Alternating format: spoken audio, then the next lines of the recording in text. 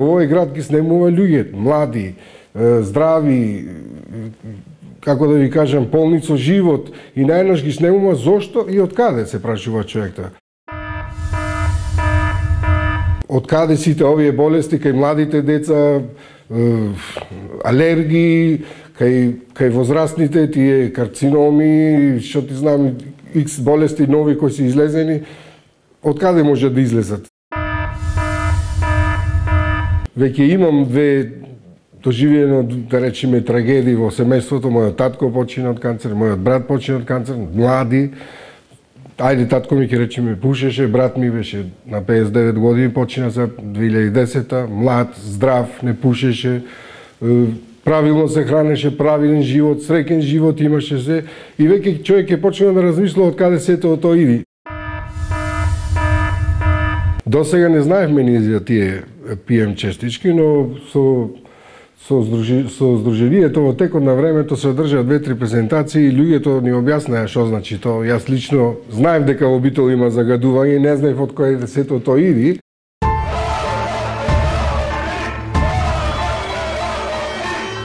Внимание, влегувате во контаминирана зона. Ова предупредување од неодамна ќе го сретнете на влезот на Битола, доколку ве пресретнат луѓе со гас маски и транспаренти. Битола сака чист воздух, за нас се работи. Тоа се екологистите, граѓанско здружение вклучено во борбата против загадениот битолски воздух.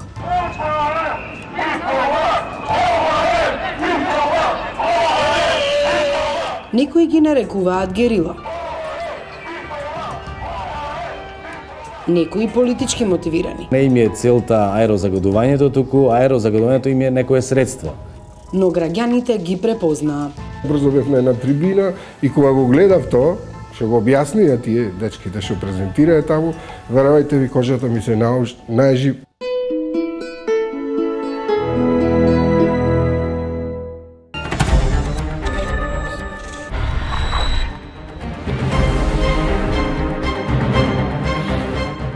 Две години истражувања и поразителни податоци. Загадувањата во Битола се алармантни. Европа предвидува 50 мг на метар.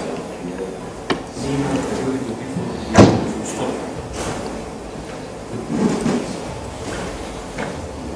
800 има. Ке тркаме, ке умре. Тоа го покажале мерењата на релевантна лабораторија, а тие мерења се нарачани од Министерството за животна средина. Во сите 6 години мерните станици не само што покажуваат малце над 35, него тоа се 3 пати или 4 пати повеќе. Скоро половина година Битола живеела и на двете мерни станици во, да не речам, вондрени случаи, значи во вондрена состојба. Тоа во сите нормални земји се смета за вондрена состојба. Нитрати и сулфати, органски и хемиски споеви, метали, сол, ова го содржат PM10 честичките. Невидливи со голо око влегуваат во човековиот организам и предизвикуваат рак, белодробни, срцеви и други болести. Ги има покрај градилиштата, патиштата, но ги произведуваат и термоелектраните и индустриските капацитети. Во Битола, над дозволената граница, ги имало 180 дена, а дозволени се само 35 дена годишно, покажале мерењата од 2007 до 2011. Но до денеска е нејасно кој ги произведува. Да се превземат соодветни мерки за детектирање на аерозагадувачите, да видиме кој загадува, затоа што, нели, ако ние сите знаеме дека е загадено, но ако не знаеме од каде е, тогаш ништо не знаеме. Во постапка сме исто така за тендер за фирма која што треба да го открие хемискиот состав на PM10 честичките, затоа што е многу тешко да откриеме кој е најголемиот загадувач. Тендерот за релевантна лабораторија за мерење на PM10 честичките трае 1 година. Екологистите го потсетија градоначалникот дека истото го кажал 1 година порано. Направивме една постапка која што е во тек. Во таа постапка сакаме да најдеме фирма која што следниве 2 години постојано ќе го мери загадувањето на површината на цела општина Битола и оттаму, од тие пунктови каде што ќе ги измери високите проценти на загаденост, ќе се добиеме со можност да се испита хемискиот состав на честичките. На неколку километри од Битола е река, термоелектраната која носи струја на Македонија, но и прашина. Колку е таа штетна, нема докази. Имаме супер закон за животна средина. Стварно е прекрасен закон. Се предвидува тоа. Некој треба да го спроведе. За нас се работи и извадија податоци од годините наназад. Тоа се лабораториски мерења нарачани од Министерството, кои даваат податоци за загаденоста од 43 капацитети во Македонија. На врвот се државните термоелектрани, Рек Битола и ТЕЦ Осломеј. Се мерил кадмиумот, живата, оловото, арсен. Еве ја табелата. Емисија на тешки метали, мерките се во килограми годишно. Олово 862,24, кадмиум 100,60, жива 167,66, арсен 804,34, никел 574,83. Споредено со Макстил, олово 657,66, кадмиум 50,59, жива 12,65, арсен 3,79 и никел 177,06. Така излегува дека Битола е со најзагаден воздух. Најсвежата информација ми е, еве, значи први 12, ние се обративме и до Министерството за животна средина. Практично, што се однесува до сулфурот, загадувањето е под дозволената граница, значи нема сулфур кој што го загадува воздухот. Имаме потоа азот, со азотот исто немаме проблем. Јаглен моноксид, јаглен диоксид исто нема проблем. Проблем е во PM10 частичките, кои што релативно се многу тешки да се откријат од каде доаѓаат. Меѓу другото, во голема мера тоа е и човечки фактор, но во исто голема мера и временски фактор. Елем смета дека не е докажано оти загадувањето и PM10 частичките се од Рек. Во нивниот допис до КОД се вели: Рек Битола инвестира околу 100 милиони евра за проекти што директно се насочени кон подобрување на еколошките параметри и зголемување на енергетската ефикасност на најголемиот производствен комбинат за електрична енергија во Република Македонија. Досега комплектно е завршена модернизацијата на агрегатите. Модернизирани се котлите на 2 термоблокови, додека наредната година се очекува овој проект да биде целосно завршен. Ова во суштина значи намалување на нивото на штетните емисии, промена на поголемиот дел од цевоводните системи, инсталирање на опрема за континуиран мониторинг на емисија на штетни честички и редица други зафати. Рек Битола веќе стана компатибилен во делот на емисија на азотни оксиди согласно најстрогите европски директиви за заштита на животната средина, затоа што и без зафат врз последниот термоблок, емисиите на азотни оксиди се веќе под дозволените граници. Но екологистите велат: елем повеќе пари дава за фасада, одошто за заштита на животната средина. Додаваат дека сите на хартија имаат јаки стратегии, ама во пракса малку е сторено. Проблемот е јасен.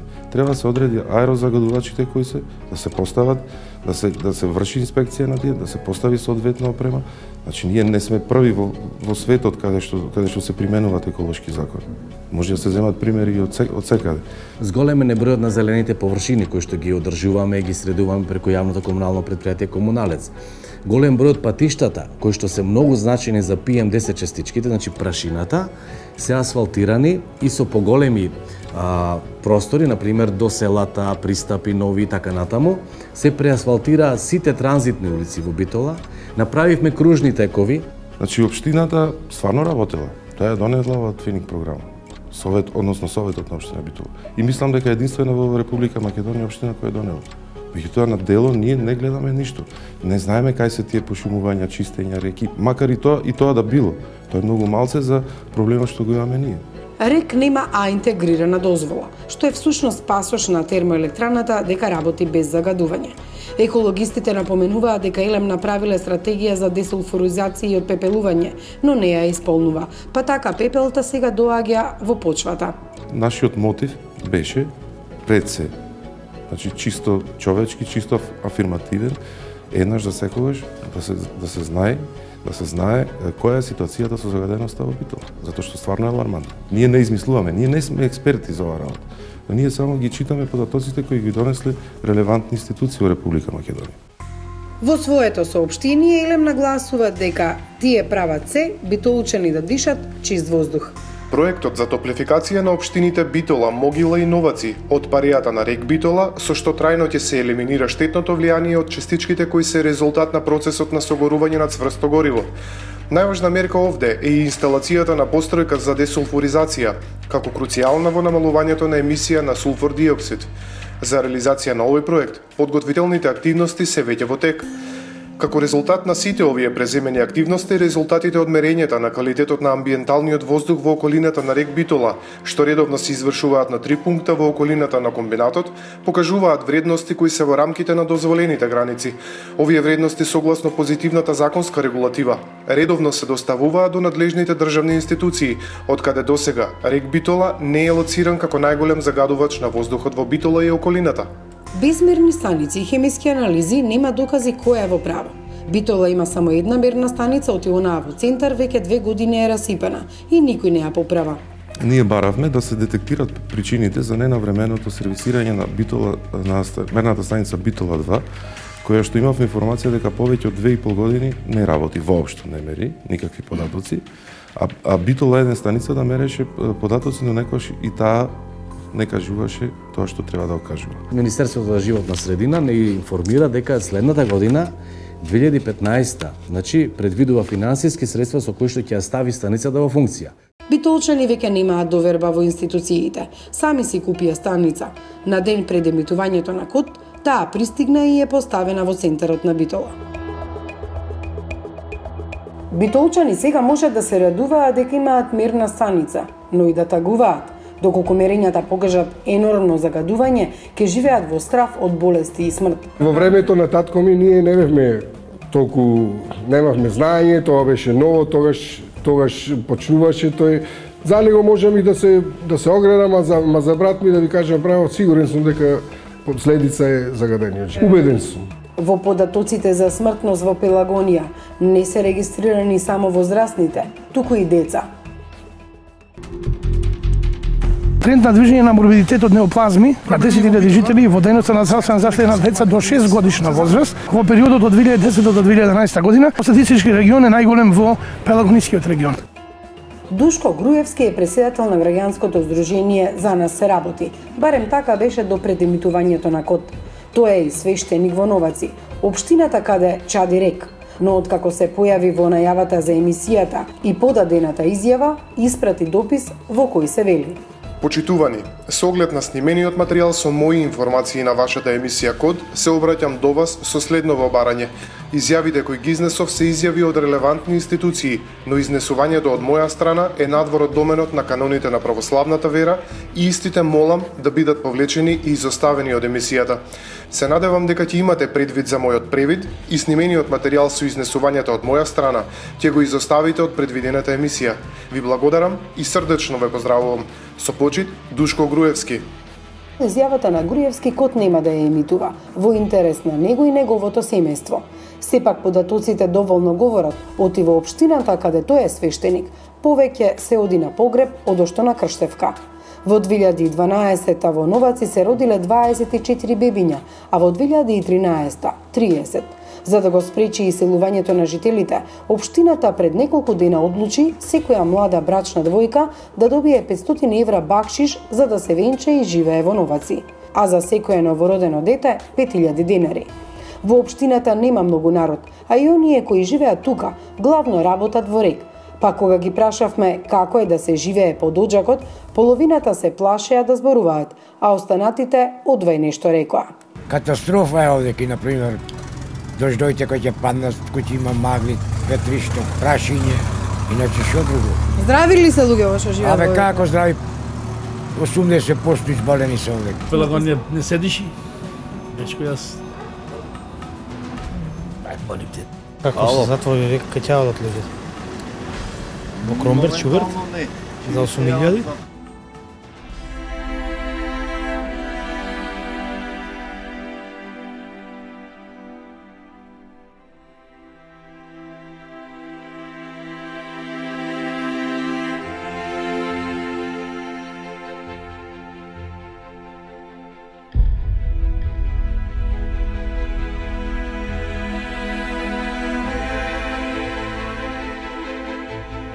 Има некролози по улиците и за ние битолчани се навикнавме, ќе застанеме, ќе видиме кој е, што е, како погинал и кога ќе видиш а ти возраста 60, 55 години, 40 години, Луѓе, тоа не се тоа не е смрт од која болест. Се знае од која болест е. Ке речат, абе, ќути од лошото е. Нема да ќутиме. Зошто да ќутиме? Од кај ди то лошото? Шо е то лошото? Зошто да се срамиме ние од тоа?